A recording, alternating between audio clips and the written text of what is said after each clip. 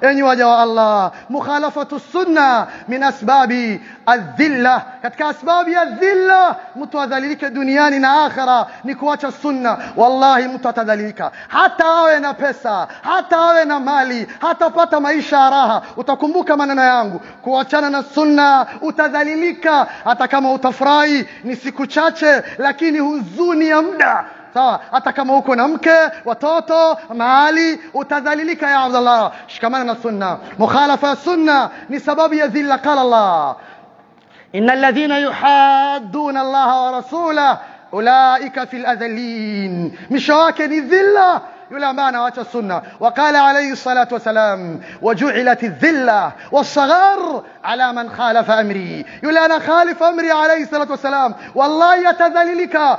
قربت الأيام أو بعدت أتذللك، أتكون صغير حقير لا قيمة له.